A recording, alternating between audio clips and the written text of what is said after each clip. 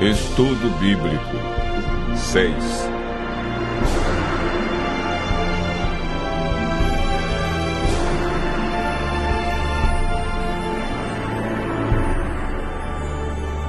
Sinais da vinda de Cristo.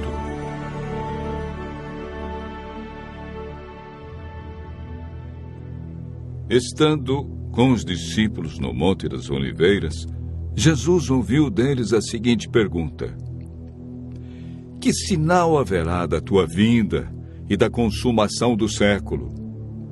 O mestre, então, enumerou vários sinais indicadores do seu retorno à terra. Alguns sinais destes apresentados tiveram cumprimento inicialmente em Jerusalém e serviram como maquete ilustrativa dos acontecimentos do fim. Outros sinais, porém, estão se cumprindo agora, em nossos dias. Todos os dias lemos e ouvimos nos jornais, rádio e televisão inúmeros acontecimentos. São várias as tragédias: terremotos, chacinas, roubo, enganos, crianças abandonadas, doenças, fome, guerras. O que diz a Bíblia sobre esses acontecimentos?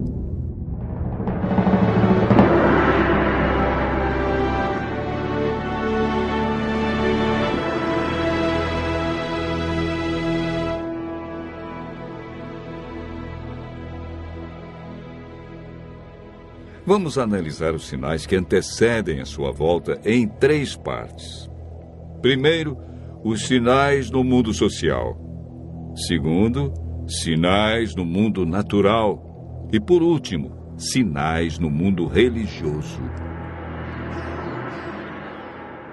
Os sinais no mundo social estão descritos em Mateus 24, versos 6, 7 e 10.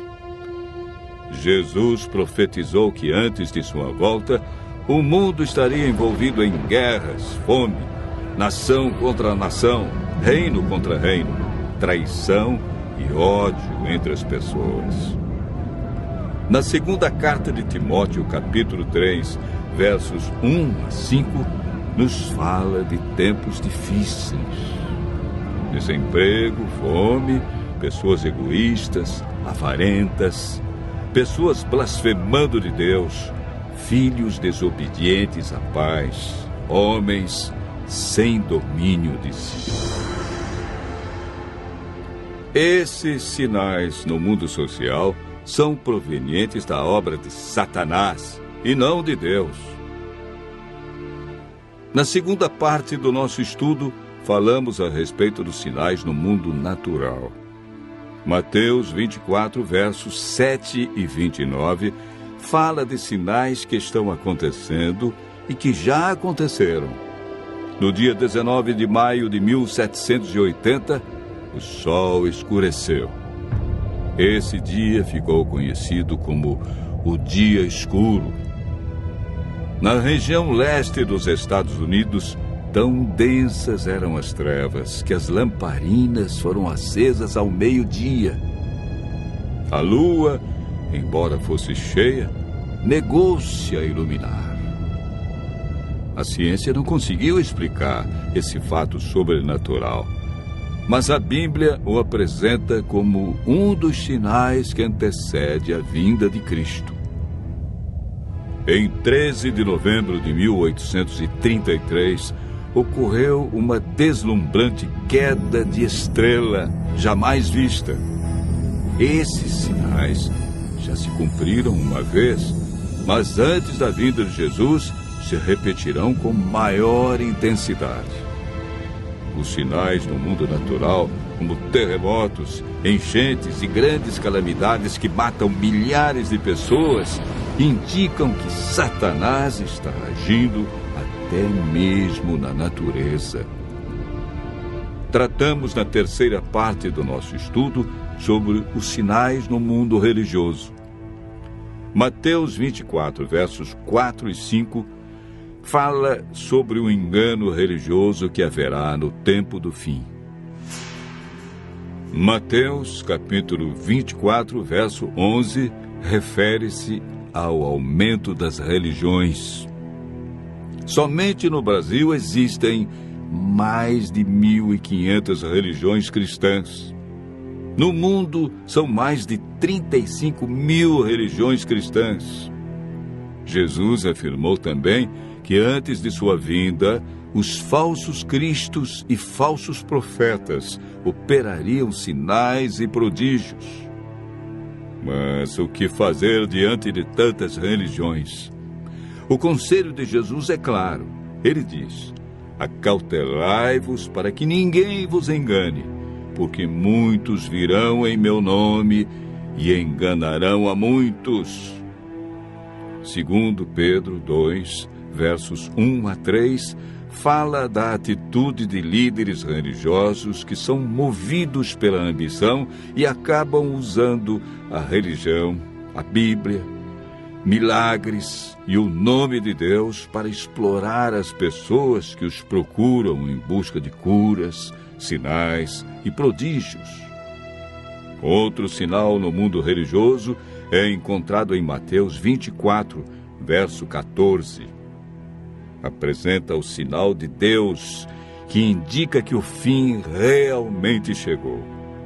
Esse sinal é a pregação do Evangelho do Reino em todo o mundo. O apóstolo Paulo nos fala em Gálatas, capítulo 1, verso 6, de um outro evangelho que parece ser bíblico, mas não é. Esse evangelho é o falso evangelho de Satanás, pois este sabe que pouco tempo lhe resta e está empenhado em difundir os seus terríveis enganos. O que devemos fazer para não sermos enganados diante de tantas religiões? Em 1 João, capítulo 4, verso 1, encontramos a resposta. A Bíblia nos orienta a provar se os espíritos provêm de Deus ou não, ou seja, comparar.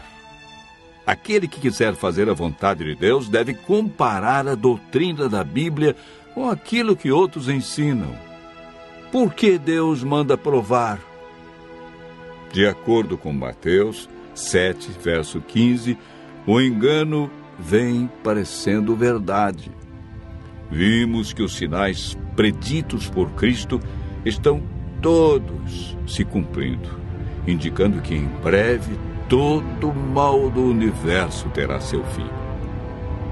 O que está faltando para Jesus voltar?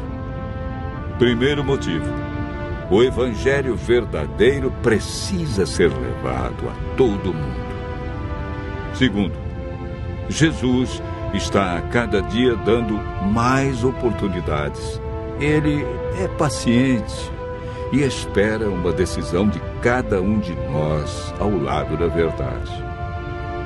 Lucas 21, verso 28, declara que, ao começarem estas coisas a suceder, exultai e erguei a vossa cabeça, porque a vossa redenção se aproxima.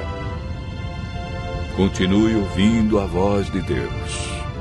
Em breve, vamos contemplar Jesus vindo sobre as nuvens do céu com poder e grande glória.